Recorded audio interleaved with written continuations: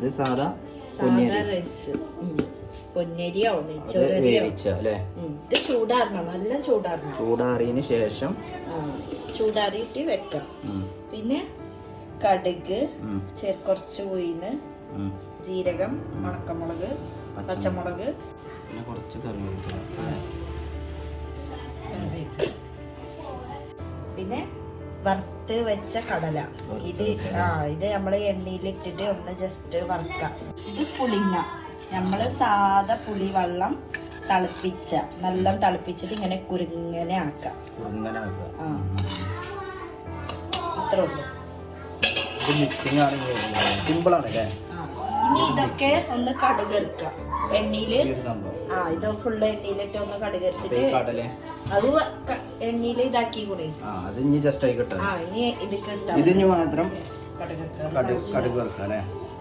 നല്ല വറുത്തച്ച എണ്ണയിൽ തന്നെ കടുക് ഇടാം. ആദ്യം കടുകും ജീരകയും ഉയർന്നിട്ടിട്ട് പൊട്ടി തെറിച്ചതിന് ശേഷം മുളകും ഈ ഉണക്കമുളകും കറിവേപ്പില ഇട്ടിട്ട് ചോറിക്കിടാം. അത്ര കടുകും ജീരകയും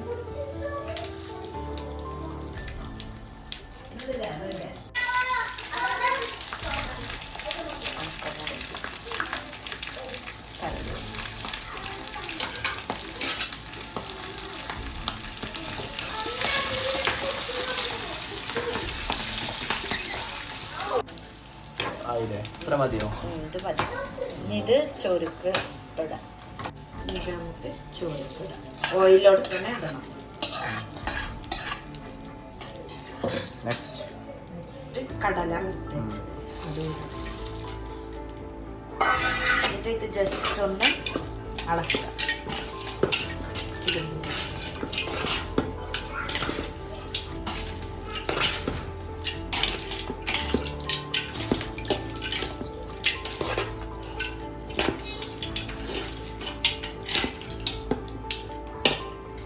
അടുത്തത് നമ്മളെ പുളിയും മഞ്ഞപ്പൊടി ഇട്ട് തിളപ്പിച്ചത് ഇതൊക്കെ വെക്കാം.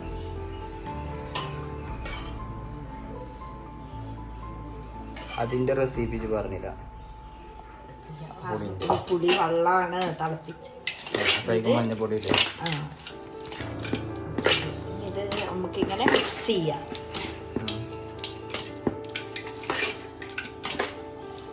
നല്ല സ്മെല്ല് വരുന്നുണ്ട് അല്ലേ?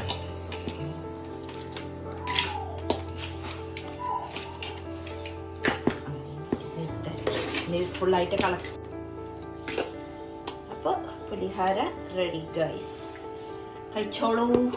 നോമ്പ് പറഞ്ഞിട്ട് കുട്ടികൾക്ക് ഉച്ചക്ക് വേറെ പാത്രം. അതിങ്ങനെ ടൈം ഒഴുകുന്നതിനനുസരിച്ച് അതിന്റെ ടേസ്റ്റ്. ഈ പുളി ഫുള്ള് റൈസ്ക്ക് പിടിക്കും. അതായത് അതാ പറഞ്ഞ വൈകുന്നതിനനുസരിച്ച് ടേസ്റ്റ് കൂടും. പിന്നെ ഇത് കുഴക്കുമ്പോ റൈസ് ചൂടുണ്ടാവാൻ പറ്റൂല കേട്ടോ.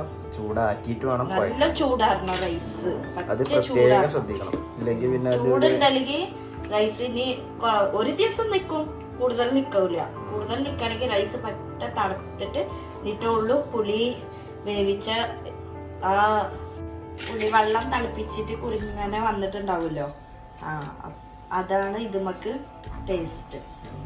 ആ പുളി വെള്ളത്തിൽ ഒരു സ്പൂണ് മഞ്ഞൾപ്പൊടിയും കൂടി ഇട്ടിട്ട് നല്ല തിളപ്പിച്ച് കഴിഞ്ഞാൽ ഇങ്ങനെ ടൈറ്റ് ആവും.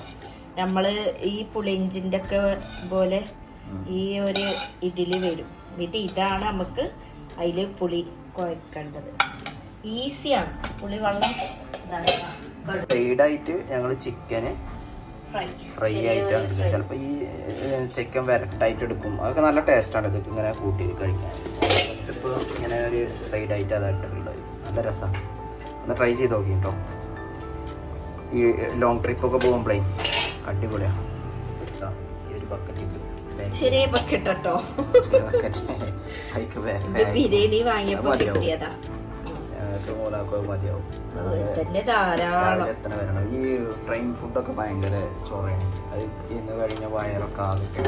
ഇതാവുമ്പോൾ നല്ല സേഫുമാണ്, ടേസ്റ്റിയാണ്, അടിപൊളിയാണ് സാധനം. എന്തായാലും ഒന്ന് ട്രൈ ചെയ്ത് നോക്കി. നിങ്ങൾക്ക് ഒന്ന് അറിയാം. എന്നിട്ട് അതിൻ്റെ ഫീഡ്ബാക്ക് ഒന്ന് അറിയിക്കും. Okay, thank you.